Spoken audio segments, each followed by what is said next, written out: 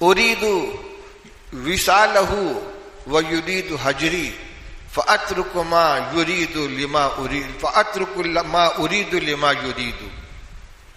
کیا کہا؟ ارید وصالہ ویرید حجری، میں تو اپنے محبوب کا وصال چاہتا ہوں اور وہ مجھ سے جدائی چاہتا ہے کہ نہیں تم دور رہو، میرے سامنے مت آؤ. ارید وصالہ ویرید حجری فاترک ما ارید لما یرید، میں اپنی چاہت کو اس کی چاہت پر قربان کر رہا ہوں. یہی چیز تھی نا جب وحشی حاضر ہوئے رسول اللہ صلی اللہ علیہ وسلم کی خدمت میں اور ایمان لے آیا تو آپ نے فرمایا تمہارا ایمان تو قبول ہے، لیکن اتستطیع ان تغیب وجہک عنی، کیا تم ایسا کر سکتے ہو کبھی میرے سامنے مت آیا کرو، اپنا چہرہ میرے سامنے مت لاؤ؟ یا رسول اللہ ضرور کروں گا. چنانچہ وہاں سے جو ہٹے ہیں تو زندگی پر رسول اللہ صلی اللہ علیہ وسلم کا سامنا نہیں کیا ہے. حالانکہ صحابی کی سب سے بڑی تمنا یہ ہوتی کہ آپ کے روح انور کی زیارت کرتا رہے، آپ کا دیدار کرتے رہیں. کبھی رسول اللہ صلی اللہ علیہ وسلم سے ملاقات نہیں ہوتی، صحابہ کرام بے چین ہو جایا کرتے تھے. مرض وفات میں جب کئی دن تک رسول اللہ صلی اللہ علیہ وسلم تشریف نہیں لائے تو صحابہ کرام پریشان تھے. جس دن آپ کی وفات ہوئی ہے فجر کی نماز میں صدیق اکبر رضی اللہ تعالیٰ عنہ امامت کرنے کے لیے ممبر پر مصلی کے اوپر چلے ہیں. حضور صلی اللہ علیہ وسلم تشریف لائے، اپنے حجرے کا پردہ ہٹایا، وہاں سے کھڑے ہو کر آپ دیکھ رہے تھے کہ جماعت شروع ہو رہی ہے. کزرع اخرج شطأہ فآزرہ فاستغلظ فاستوى على سوقہ یعجب الزراع لیغیظ بہم الکفار. میرے لگائی ہوئی کھیتی لہلہا رہی ہے، صف لگی ہوئی ہے، ابو بکر نماز پڑھا رہے ہیں، آپ مسکرائے. بخاری کی روایت ہے کہ لگا کہ صحابہ کرام نیت توڑ دیں گے، حضور کی طرف لپک جائیں گے، کیونکہ کئی دن سے زیارت نہیں ہوئی تھی. آپ نے پردہ لٹکا دیا، نماز پڑھی گئی. تو آپ کی زیارت کی تمنا تو ایک معمولی مسلمان کے دل میں بھی ہوتی ہے، اور وہاں تو کلمہ پڑھ لینے کے بعد دل کی کایا پلٹ جاتی تھی فوراً کہ فوراً.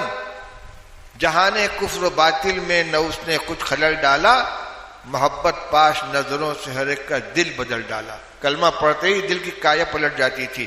تو صحابہ کرام رضی اللہ عنہ کی تمنا نہیں ہوگی آپ کی زیارت کی، لیکن جب آپ نے فرما دیا کہ تم میرے سامنے مت آؤ، ہٹ گئے، پھر سامنا نہیں کیا. اس کو کیا کہتے ہیں؟ محبت عشقی. آپ کی چاہت مجھے مطلوب ہے، آپ جو پسند کریں گے وہ مجھے پسند ہے، اپنی پسند کو قربان کر دیا. صحابہ رضی اللہ تعالیٰ عنہ کی محبت کون سی تھی؟ یہ تو اتنی محبت بتلائی آپ کو میں نے. محبت طبعی تو ہو نہیں سکتی. کیوں؟ اس لیے کہ غیر اختیاری ہے، اور آدمی مکلف کی چیز کا ہوتا ہے جو اختیاری ہو، اس لیے محبت عقلی ہونی چاہیے. اور صحابہ رضی اللہ تعالیٰ عنہ کی محبت اس سے آگے ترقی کر کے اپنے درجات کے اعتبار سے ایمانی بن گئی، اور پھر ان میں جو اور اعلیٰ درجے کے ان کی محبت عشقی بن گئی. جب ہجرت کے موقع پر رسول اللہ صلی اللہ علیہ وسلم غار ثور کے اندر آرام کرنے کے لیے تشریف لے گئے ہیں تو روایت پڑھیے. صدیق اکبر رضی اللہ تعالیٰ نے فرمایا یا رسول اللہ آپ ٹھہر جائیے باہر، اگر غار کے اندر کوئی چیز موجود ہو تو آپ کو نقصان نہ پہنچائے. اندر گئے، اس کو جھاڑا، صاف کیا، جگہ جگہ سوراخ تھا، سانپ کا، بچھو کا. انہوں نے اپنی چادر کو پھاڑ پھاڑ کے ان سوراخوں کو بند کیا. سارے سوراخ بند ہو گئے، ایک سوراخ رہ گیا. اب اس کے لیے ڈالنے کی اس میں کوئی چیز نہیں ہے. آواز لگائی یا رسول اللہ تشریف لائیے. آپ تشریف لے آئے. صدیق اکبر بیٹھ گئے، آپ کے زانوں پر سر رکھ کر رسول اللہ صلی اللہ علیہ وسلم آرام فرما رہے ہیں. ادھر سوراخ کے اندر کا سانپ رسول اللہ صلی اللہ علیہ وسلم کی زیارت کے شوق میں باہر نکل رہا ہے، اور حضرت صدیق اکبر کا پیر اس کو بند کیا ہوا ہے. اس نے ڈسا، بار بار ڈسا. زہریلے سانپ کے ڈسنے سے تڑپ اٹھیے، لیکن حضور کے آرام میں خلل نہ پڑے، ایک حرکت نہیں کی. جب تکلیف برداشت نہیں ہو سکی تو آنکھوں سے آنسو ٹپکنے لگا. حضور صلی اللہ علیہ وسلم کے چہرے پر پڑا، آپ کی آنکھ کھل گئی. فرمایا کیا بات ہے؟ بتلایا کہ یا رسول اللہ اس کے اندر کوئی سانپ ہے. آپ نے ان کے پیر پر لعاب دہن لگایا، اپنا تھوک لگا دیا، تکلیف کم ہو گئی. یہ کیا چیز ہے؟ یہ عشق ہے، یہ محبت عشقی ہے. کہ جان رہے ہیں کہ اس میں زہریلا سانپ ہے لیکن حضور کو تکلیف نہ پہنچے، اپنے پیر کو لگائے ہوئے اس کو ڈسوا رہے ہیں۔ تو صحابہ رضی اللہ تعالیٰ کی محبت تو یقیناً محبت ایمانی، محبت عشقی تو تھی ہی، لیکن ہمارے حضرت مولانا فخر الدین صاحب رحمۃ اللہ علیہ فرماتے تھے کہ عام لوگوں سے محبت طبعی مطلوب نہیں ہے، مگر صحابہ رضی اللہ تعالیٰ کی محبت حضور کے ساتھ محبت کون سی تھی؟ محبت طبعی بن گئی تھی، وہ محبت طبعی بن گئی تھی، یعنی ان کے مزاج کا جز بن گئی تھی۔ اور ایک دو نہیں، متعدد واقعات اس سلسلے کے اندر ہے۔ ایک دو واقعہ میں آپ کو سناتا ہوں۔ حضرت انس رضی اللہ تعالیٰ کی روایت ہے کہ ایک دن رسول اللہ صلی اللہ علیہ وسلم کی ایک شخص نے دعوت کی، رجل لحام، گوشت فروش تھا وہ، اس نے دعوت کی، رسول اللہ صلی اللہ علیہ وسلم تشریف لے گئے، میں بھی ساتھ میں تھا۔ اس نے شوربہ جو لا کر رکھا تو اس نے گوشت کے بوٹیاں تھیں اور کدو کے ٹکڑے تھے۔ میں نے دیکھا کہ رسول اللہ صلی اللہ علیہ وسلم کدو کا ٹکڑا تلاش کر کر کے تناول فرما رہے ہیں۔ کہتے ہیں اس دن سے مجھے کدو مرغوب ہو گیا، حالانکہ کدو مجھے بالکل پسند نہیں تھا۔ یہ پسند ناپسند تو فطری چیز ہے نا، یہ بدل کیسے گئی؟ طبیعت بدل گئی۔ ابھی کل تک جو چیز طبعاً نہ مرغوب تھی وہ آج طبعاً مرغوب بن گئی۔ کیوں؟ اس لیے کہ رسول اللہ صلی اللہ علیہ وسلم کی محبت آ گئی ہے۔ صحابہ رضی اللہ تعالیٰ کو حضور صلی اللہ علیہ وسلم کی ذات کی محبت اپنی ذات سے زیادہ تھی۔ حضرت جابر ابن عبداللہ رضی اللہ تعالیٰ عنہ، ان کے والد کون ہیں؟ عبداللہ ابن عمرو ابن حرام الخزرجی الانصاری رضی اللہ تعالیٰ عنہ۔ غزوہ احد جس دن پیش آیا ہے اس سے پہلے والی رات میں حضرت عبداللہ ابن عمرو نے اپنے صاحبزادے جابر ابن عبداللہ رضی اللہ عنہ کو بلایا اور ان سے کہا کہ بیٹے، کل رسول اللہ صلی اللہ علیہ وسلم کے درمیان اور مشرکین مکہ کے درمیان لڑائی ہوگی، اور مجھے امید ہے کہ میں سب سے پہلے شہید ہونے والوں میں شامل رہوں گا، اور تم مجھے رسول اللہ صلی اللہ علیہ وسلم کے بعد سب سے زیادہ محبوب ہو۔ تنہائی باپ اپنے بیٹے سے اظہار محبت کر رہا ہے، لیکن وہاں بھی غیر نفس رسول اللہ صلی اللہ علیہ وسلم کو استثناء کر دیا کہ حضور سے بڑھ کر تمہاری محبت نہیں ہے۔ حالانکہ اولاد کی محبت طبعی ہوتی ہے، طبعی محبت پر رسول اللہ صلی اللہ علیہ وسلم کی محبت کو ترجیح دے رہے ہیں اور بیٹے ہی کو بتلا رہے ہیں کہ تمہاری محبت رسول اللہ صلی اللہ علیہ وسلم کی محبت کے بعد ہے۔ اس کے بعد کہا کہ مجھے اپنے بعد اپنے قرض کی بہت فکر ہے، میرے ذمہ جو قرض ہے اس کی ادائیگی کی فکر کرنا۔ چنانچہ قرض کی ادائیگی میں رسول اللہ صلی اللہ علیہ وسلم کا معجزہ سامنے آیا، جو روایت آپ پڑھ لیں گے انشاءاللہ۔ ایک صحابی ہے عبداللہ ابن زید ابن عبد ربہ، صاحب اذان، جنہوں نے خواب دیکھا تھا، فرشتے کو اذان دیتے ہوئے سنا اور انہوں نے بیان کیا اور اسی پر اذان دلوائی گئی۔ حضور صلی اللہ علیہ وسلم کے مرض وفات میں یہ اپنے باغ کے اندر پانی دے رہے تھے۔ ان کے صاحبزادے آئے، آ کر کا ابا جان رسول اللہ صلی اللہ علیہ وسلم کی وفات ہو گئی۔ بس انہوں نے آنکھ بند کر لی اور ہاتھ اٹھا، اے اللہ میری آنکھ کی بینائی لے لے، اس لیے کہ اب آپ کے بعد دنیا میں کوئی چیز میرے لیے دیکھنے کی نہیں رہ گئی۔ اللہ نے بینائی لے لی۔ کیا کوئی بینائی کو پسند نابینائی کو پسند کرتا ہے؟ طبعاً کوئی نابینا ہونے کو پسند کرتا ہے۔ اندھا کیا چاہے؟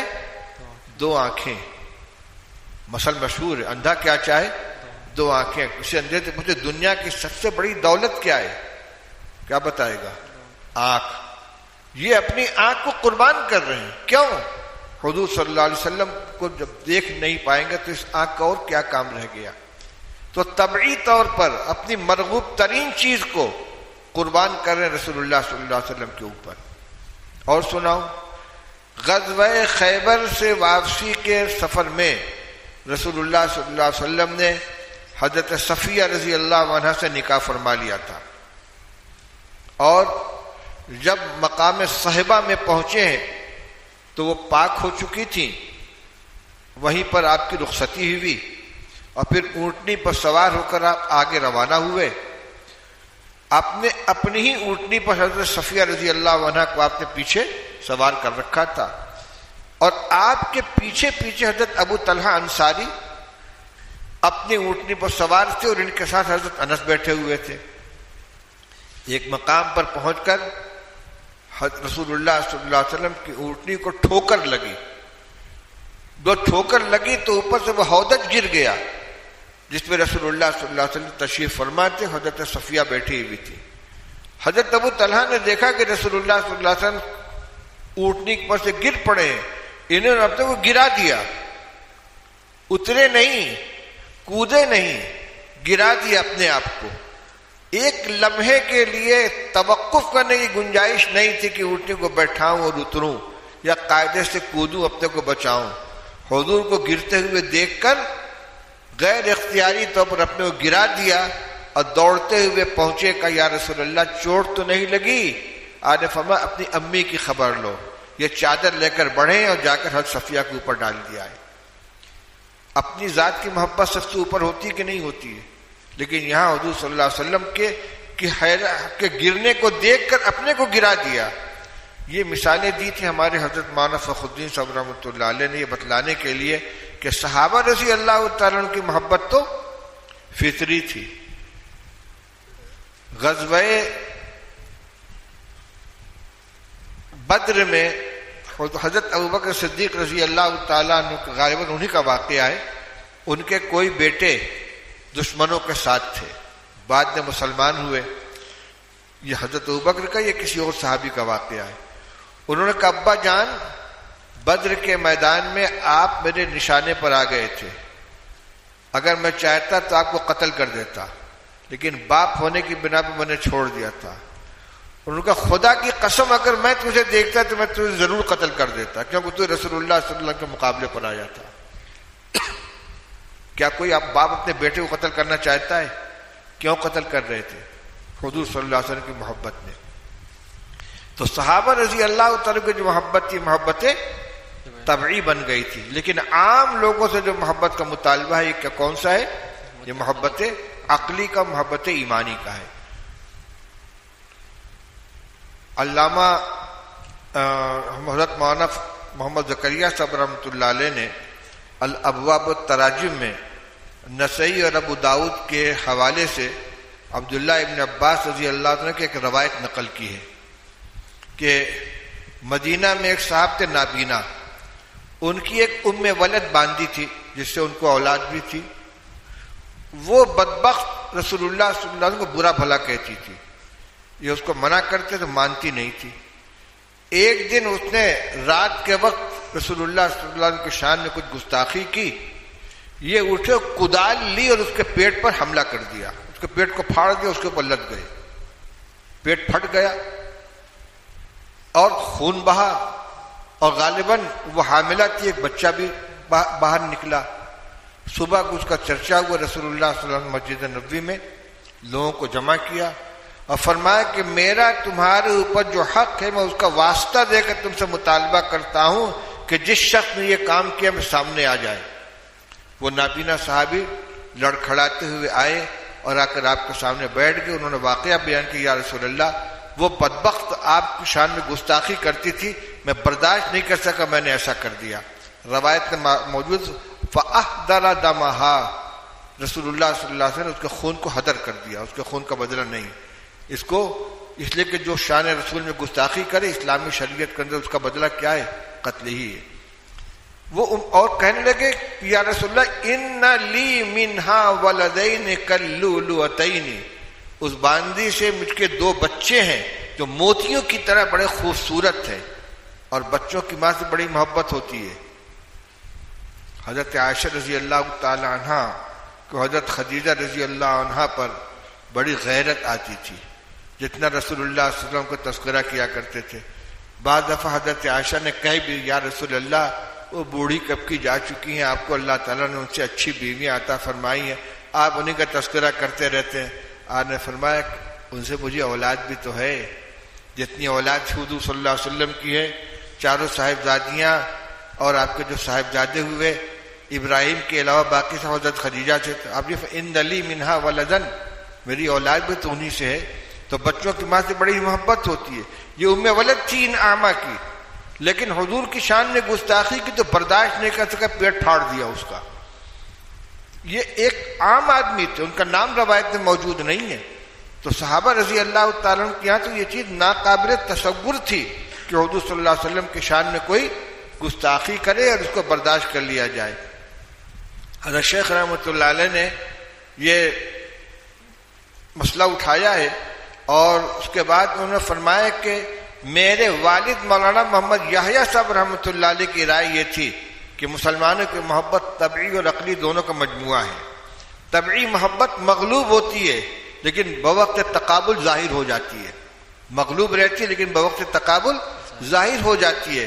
کہنے کہ مثال کے طور پر کسی کا کوئی بچہ ہے بہت محبوب اور بڑا پیارا ہے، اس کو گود میں لیے لیے پھرتا ہے، لیکن وہ بچہ اگر خدا نخواستہ قرآن پاک کے اوپر پیر رکھ دے اس بچوں کو اٹھا کے پھینک دے گا. کیوں؟ اس لیے کہ ابھی تک تقابل نہیں تھا، تزاحم نہیں تھا. یا وہی بچہ رسول اللہ صلی اللہ علیہ وسلم کے شان میں کوئی گستاخی کر دے اس کو تھپڑ مارے گا، وہ ساری محبت کافر ہو جائے گی. جب تک تقابل نہیں ہوتا، تزاحم نہیں ہوتا، پتہ نہیں چلتا، محبت طبعی غالب نظر آتی ہے. لیکن جب رسول اللہ صلی اللہ علیہ وسلم کی محبت کا اپنی کسی محبوب چیز کے ساتھ تقابل ہو جائے، چاہے وہ چیز طبعاً محبوب ہو چاہے عقلاً محبوب ہو. یہ مولانا محمد یحییٰ صاحب کی بات نقل کر رہا ہوں کہ مومن کی محبت میں طبعی اور عقلی دونوں محبت پر رسول اللہ صلی اللہ علیہ وسلم کی محبت کو غالب آنا مطلوب ہے. جو چیز سے نفع نقصان کا تعلق ہے اس کے مقابلے میں بھی، اور جس چیز سے فطری محبت اس کے مقابلے میں بھی رسول اللہ صلی اللہ علیہ وسلم کی محبت کو غالب رکھنا چاہیے. آخری بات حدیث کی تشریح کے سلسلے میں یہ ہے کہ آخر رسول اللہ صلی اللہ علیہ وسلم کی محبت اس درجے میں مطلوب کیوں ہے. اس میں جو بات میں بیان کروں گا آپ مشکات کے صدر میں پڑھ چکے ہوں گے. اب مقررین بھی اس کو عام طور سے بیان کرتے ہیں کہ محبت کے 4 اسباب ہیں: کمال، جمال، احسان اور قرابت. پڑھا ہے نا؟ عام طور سے کوئی چیز جو محبوب ہوتی ہے تو اس کے 4 اسباب ہوا کرتے ہیں: جمال، کمال، احسان، قرابت. کوئی چیز محبوب ہوتی ہے خوبصورت ہونے کے بنا. گلاب کا پھول بہت خوبصورت ہے، بہت پسندیدہ ہے. کیوں؟ اپنے حسن کی بنا پر. کوئی چیز محبوب ہوتی ہے کمال کی بنا پر، اس میں کوئی کمال پایا جاتا ہو، علمی کمال ہو، فنی کمال ہو. اب آج کل کے نوجوان فلم اسٹار کے بہت عاشق ہیں، کرکٹ کھیلنے والوں کے بڑے عاشق ہیں. کوئی رشتہ داری نہیں ہے لیکن بہت نامی کرکٹ کے کھلاڑی ہے، اس کے دیوانے ہو رہے ہیں، اس کے جیسا لباس بنا رہے ہیں، اس کے جیسا بال بنا رہے ہیں. اور دیندار لوگوں میں آ جائیے، کوئی بہت اچھا قاری ہے، بہت اچھا حافظ ہے، اس سے بڑی محبت ہے. اس کی کیوں؟ اس کے کمال کی بنا پر. یا بہت دیندار ہے، دینی کمال ہے، اس کی بنا پر اس سے محبت ہے. 2 چیزیں ہو گئی، جمال. اور جمال کس کو کہتے ہیں؟ تناسب اعضاء کو.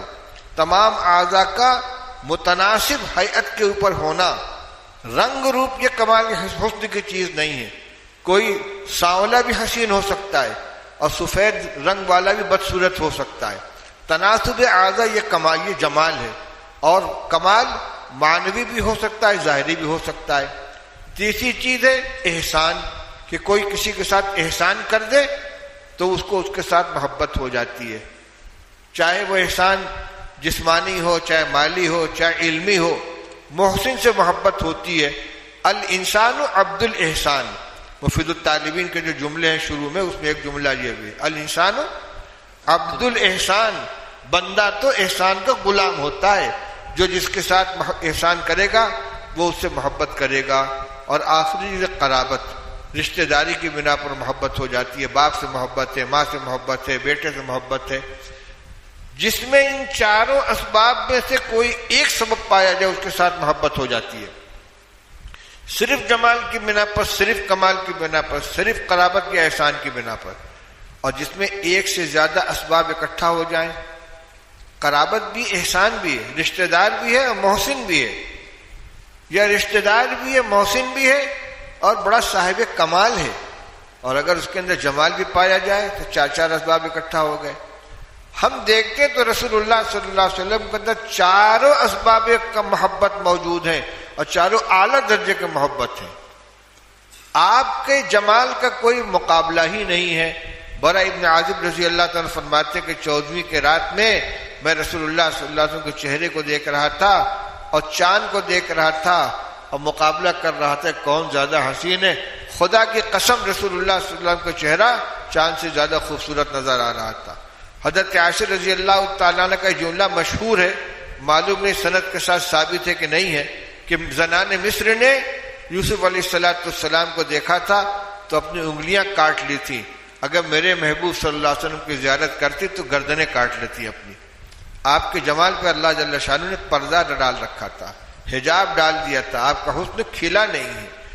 تو جمال تھا اور کمال جتنی قسم کا ہو سکتا ہے وہ سب آپ کے اندر موجود تھا. حسن یوسف دم عیسیٰ ید بیضا داری آج خوبہ ہم دارن تو تنہا داری. جو معجزات تھے انبیاء علیہ السلام کے، جو کمالات تھے، کمال علمی ہو، کمال عملی ہو، کمال خلقی ہو، جتنے اخلاق حسنہ ہیں، انک لعلی خلق عظیم، تمام اخلاق حسنہ پہ آپ سب کے اونچے مقام کے اوپر ہیں، خلق عظیم کے اوپر آپ فائز ہیں. جتنے حلم ہے، تدبر ہے، صبر ہے اور اللہ کی عبادت ہے، تقوی ہے، تمام صفات حسنہ آپ کے اندر، جتنے کمالات ہو سکتے ہیں عملی علمی سب آپ کے اندر. آپ فرماتے اوتیت علم الاولین والآخرین، مجھے اولین و آخرین کا علم عطا کیا گیا. ایک کمال علمی ہوتا ہے، وہ کمال سب سے بڑھ کر آپ کے اندر موجود تھا. تو جمال بھی آپ کا، کمال بھی آپ کا. احسان اللہ تو آپ ہی کے ذریعے ملا، قرآن آپ ہی کے ذریعے ملا، ایمان آپ ہی کے ذریعے ملا، شفاعت تو آپ ہی کی ملے گی، حوض کوثر کو پانی تو آپ ہی پلائیں گے، اور جنت میں جائیں گے تو آپ ہی کی طفیل جائیں گے. کیا چاہیے؟ کون سی نعمت ایسی ہے دین کی، دنیا کی، جو آپ کے واسطے سے نہیں ملی؟ وجود تو آپ کی برکت سے. اول ما خلق اللہ نوری، یہ روایت اپنے الفاظ کے اعتبار سے ثابت نہیں ہے، لیکن جن محدثین اس پر کلام کیا ہے موضوعات والے، وہ یہ کہتے ہیں کہ الفاظ ثابت نہیں ہے لیکن مضمون اس کا درست ہے، کہ اللہ جل شانہ کو اگر رسول اللہ صلی اللہ علیہ وسلم کو پیدا کرنا مقصود نہ ہوتا تو دنیا وجود میں نہ آتی. لولا کہ لما خلقت الافلاق کی روایت بھی اسی میں سے ہے کہ یہ الفاظ ثابت نہیں ہے، لیکن رسول اللہ صلی اللہ علیہ وسلم مقصود کائنات ہیں. آپ خاتم النبیین ہیں، آپ ہی کی امت پر قیامت آنی ہے، آپ ہی سب سے پہلے قبر سے نکلیں گے، آپ ہی کی شفاعت سے جنت ملے گی، تو آپ مقصود کائنات ہیں. تو وجود ملا آپ کے ذریعے سے، ایمان ملا آپ کے ذریعے، ہدایت ملی آپ کے ذریعے، نجات ملے گی آپ کے ذریعے، اللہ کی رضا ناصب حضور صلی اللہ علیہ وسلم کے ذریعے سے. خدا یا استو کیا ہے، محمد استو می خواہم خدا یا خدا را، خدا یا استو عشق مصطفیٰ را. حضرت حاجی امداد اللہ صاحب رحمۃ اللہ علیہ کی نعت ہے، خدا در انتظار حمد ما نیست، محمد چشم بر راہ ثنا نیست. اللہ تعالی ہمارے حمد کے انتظار میں نہیں بیٹھا ہوا ہے. خدا در انتظار حمد ما نیست، محمد چشم بر راہ ثنا نیست. محمد ہماری ثنا کے انتظار میں آنکھیں بچھائے نہیں بیٹھے ہیں. خدا حمد آفرین مصطفیٰ بس، محمد حامد حمد خدا بس. خدا مدح آفرین مصطفیٰ بس. اللہ تعالیٰ نے رسول اللہ صلی اللہ علیہ وسلم کی جو تعریف فرما دی، انک لعلی خلق عظیم، وہ کافی ہے. اور محمد حامد حمد خدا بس، اور محمد صلی اللہ علیہ وسلم نے جو اللہ کی تعریف کر دی وہ کافی ہے. خدا یا محمد استمی خواہم خدا را، اے محمد صلی اللہ علیہ وسلم ہم آپ سے اللہ کو چاہتے ہیں. خدا یا است عشق مصطفیٰ را، یہ اللہ ہم آپ سے محمد صلی اللہ علیہ وسلم کی عشق کو چاہتے ہیں. تو یہ حضور صلی اللہ علیہ وسلم کے ذریعے اللہ ملا، ایمان ملا، قرآن ملا، ہدایت ملی، جنت ملے گی. آپ سے بڑھ کر کون سا احسان ہے؟ وجود ملا آپ کے ذریعے سے، اس لیے احسان آپ سے بڑھ کر کسی کا نہیں ہے. اور قرابت کا جہاں تک تعلق ہے، قرآن کیا کہتا ہے؟ النبی اولا بالمؤمنین من انفسہم وازواجہ امہاتہم. نبی ایمان والوں سے ان کی جان سے زیادہ قریب ہے. سب سے زیادہ قریب تو اپنی جان ہوتی ہے نا، اپنی جان سے بھی زیادہ ایمان والوں سے قربت کس کو حاصل ہے، قرابت کس کو حاصل ہے؟ نبی کریم صلی اللہ علیہ وسلم کو. ازواج امہاتہم، آپ کی ازواج تمام مومنین کی مائیں ہیں. اور جو میں نے اور ولد کو مقدم کرنے کی وجہ بیان کی تھی، ایک وجہ یہ بھی بیان کی گئی ہے کہ رسول اللہ صلی اللہ علیہ وسلم نے ارشاد فرمایا انا لکم بمنزلۃ الوالد، میں تمہارے لیے باپ کے درجے میں ہوں۔ جب ازواج مطہرات سب کے سب امت کے لیے ماں کے درجے میں ہیں تو رسول اللہ صلی اللہ علیہ وسلم باپ کے درجے میں ہے، تو قرابت باپ کی سب سے قریبی ہے، آپ باپ کے درجے میں، تو قرابت میں بھی آپ سب سے بڑھ کر ہے، احسان میں بھی سب سے بڑھ کر ہے، کمال میں بھی سب سے اعلیٰ ہے، جمال میں بھی سب سے بڑھ کر ہے۔ تو جس میں ایک سبب محبت پایا جائے اس کی محبت غالب آ جاتی ہے، جہاں چاروں اسباب پائے جائیں یقیناً اس کی محبت تمام محبتوں پر غالب آنی چاہیے۔ اس لیے رسول اللہ صلی اللہ علیہ وسلم کا یہ ارشاد بالکل برحق ہے کہ لا یؤمن احدکم حتی اکون احب الی من والدی و ولدی والناس اجمعین۔ اللہ ہمیں بھی توفیق عطا فرمائے۔